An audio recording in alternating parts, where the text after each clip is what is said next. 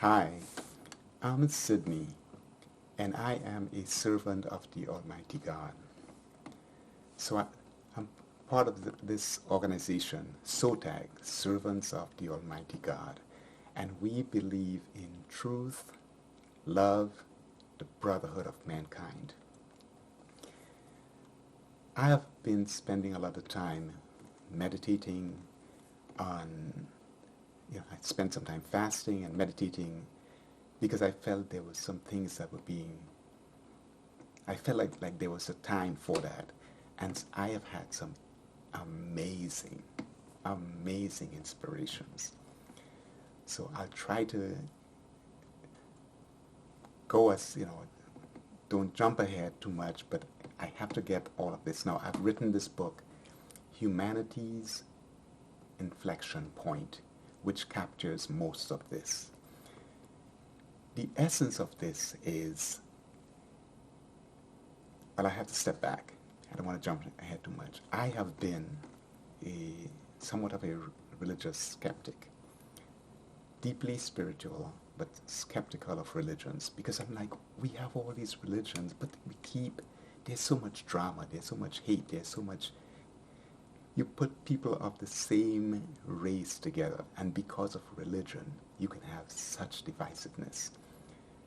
But I hope, and I'm thankful that I have been chosen to bring this message, because I believe this is what, once this message gets across everywhere, this should lead to this inflection point from religions being so divisive. So let me jump into what the essence of these inspirations are, and this is what I've expressed in the book. The scriptures, we have an almighty creator. The scriptures and the various iterations of the scriptures were given for all mankind. For all mankind.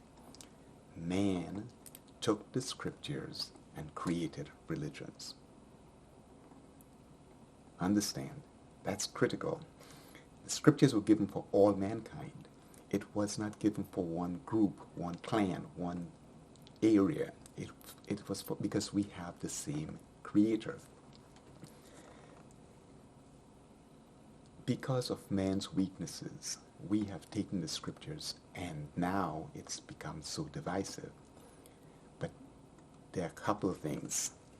One of the key things is that the scriptures are the commandments that come as part of the scriptures. That's what's important, the commandments.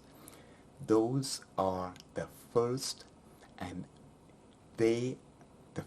implementation of the rule of law.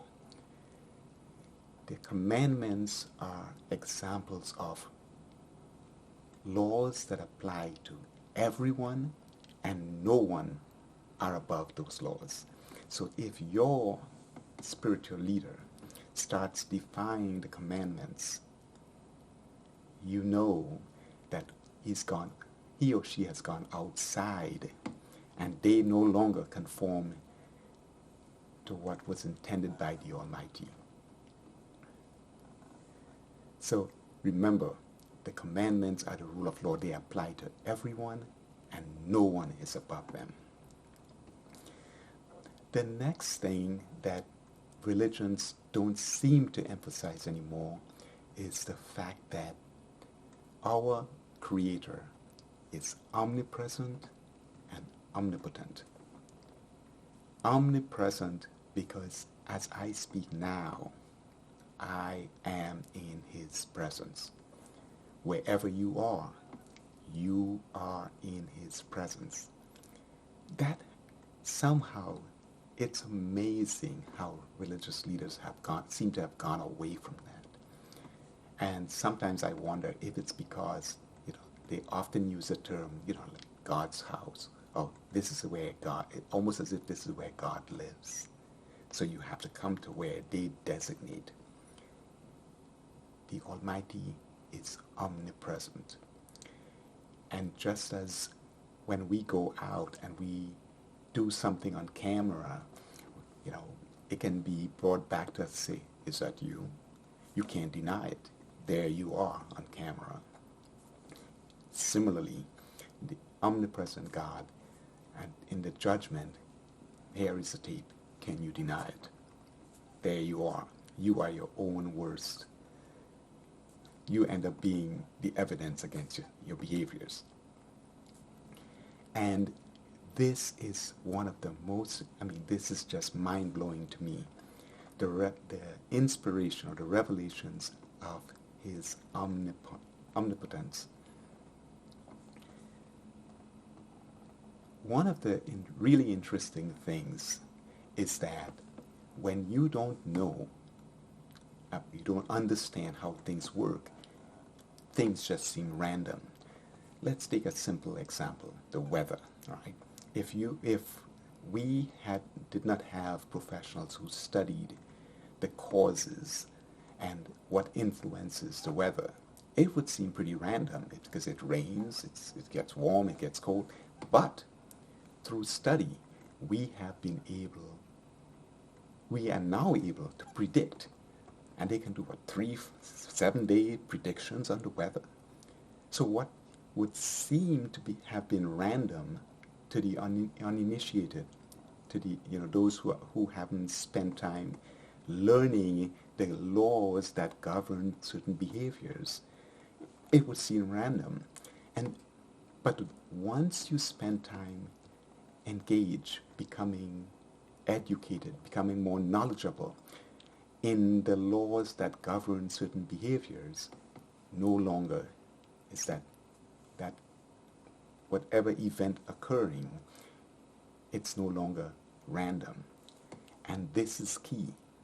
This is one of the most important things we have to understand. Many years ago, as science started growing, everything out there was random. Look at the periodic table, right? We had all these different elements. Yeah, that's all random. But when we start learning about the rules that govern the various elements, we put them in certain categories. We know what kinds of reactions would take place between different elements.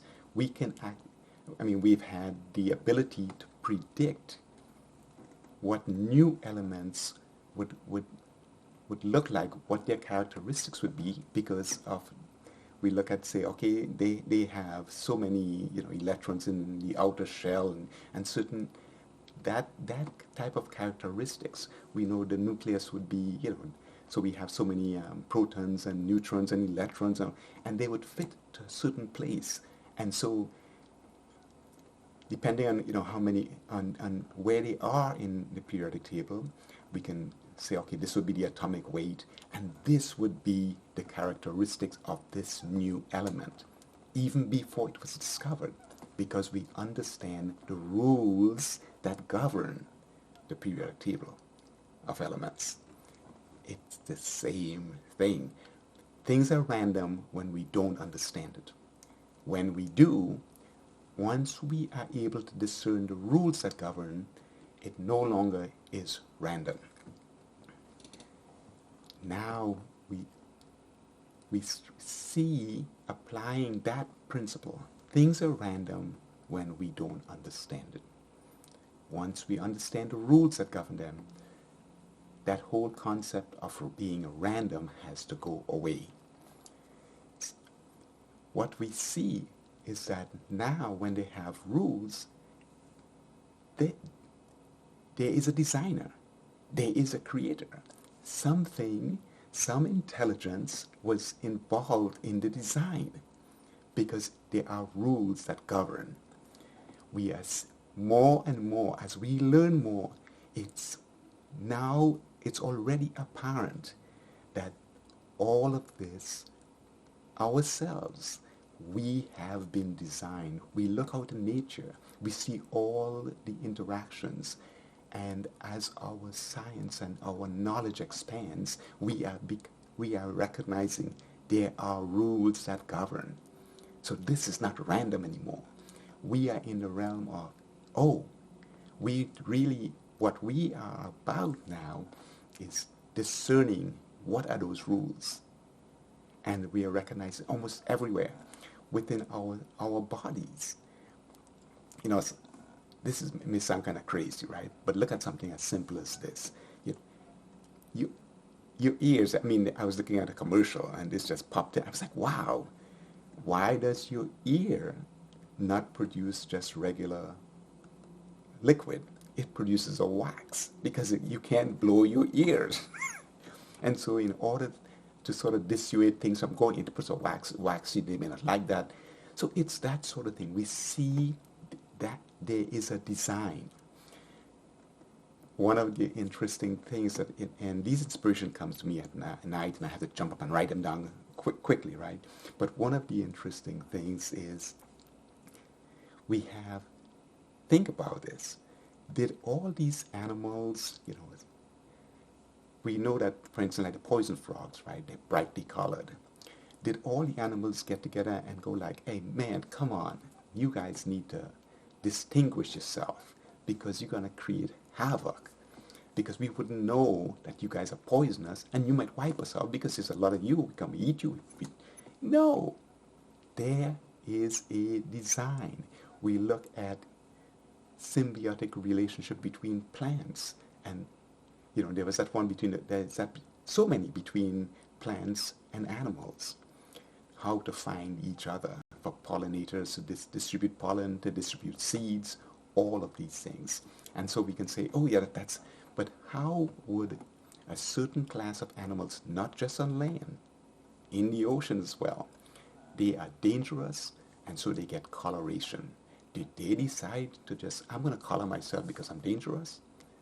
That I should not be, other animals would recognize that, oh, stay away because I'm brightly colored? Did they decide that? Because then that we are asserting a lot of intelligence to that animal. And not just the intelligence, even as we are intelligent, we can't change our genes. We can't create the mutations to do that. So that is where now we are recognizing, even as we push the barriers and we go into diseases and we look at, you know, our immune system, all the assumptions we made, now we're seeing these rules. Things are so much of your immune system is based in your gut and it interacts with everything else. There are rules that govern these things. And so what we are seeing now is we are on that journey of discovering those rules. And you may ask, and this is one of the things that blew my mind and I had to jump up and write it really quickly. Evolution. What is evolution? Well, I love science. And this is what I do. I'm a software engineer for many, many years. And I've worked on mainframes, mid-range. I'm a big data DBA. I on any level, okay? So I understand this stuff. It's what I do. We have become so advanced that we are now dabbling with AI and machine learning.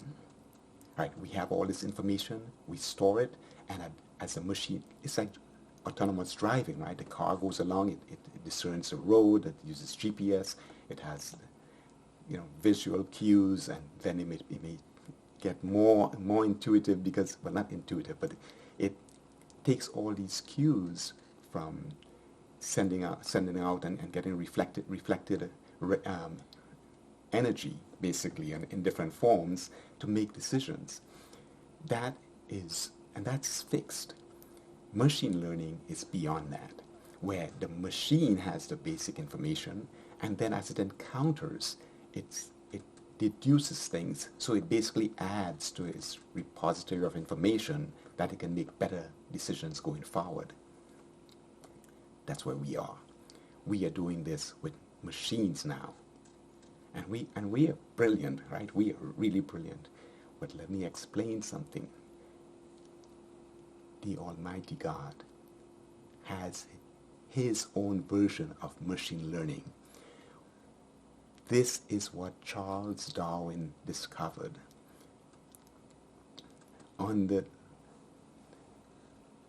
What we call evolution is God's machine learning that he implemented at the gene level in living cells, so that based on external conditions, the genes make the decisions and adapts.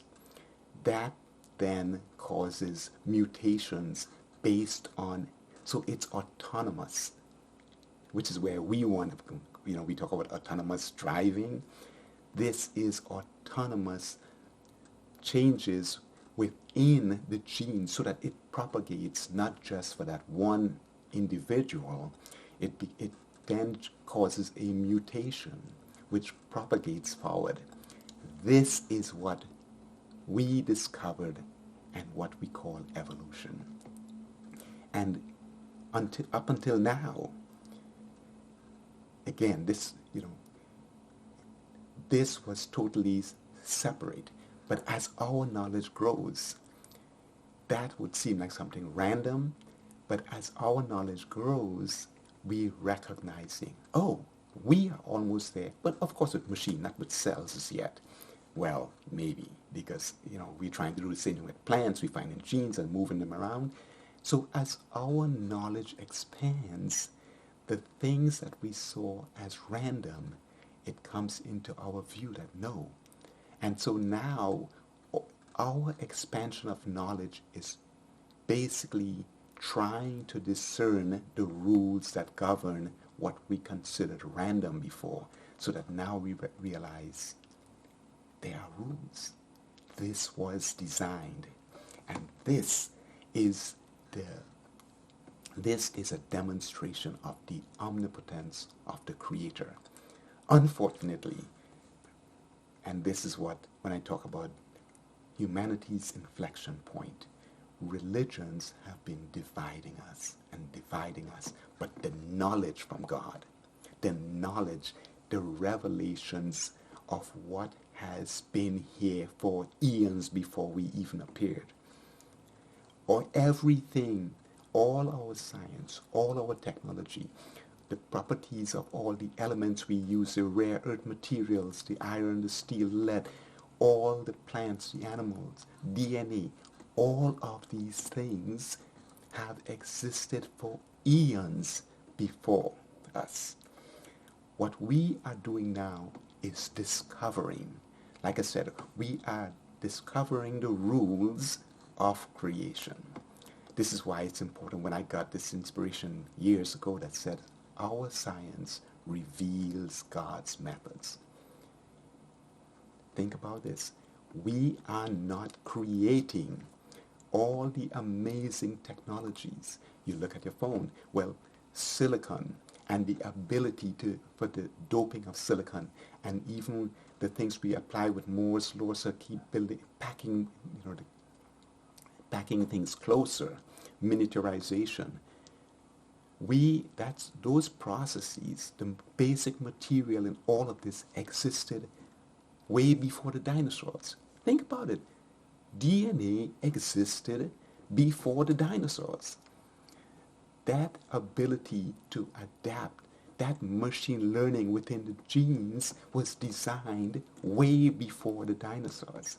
And so this is where we are. Unfortunately, religion has confined itself to taking the scriptures and using that.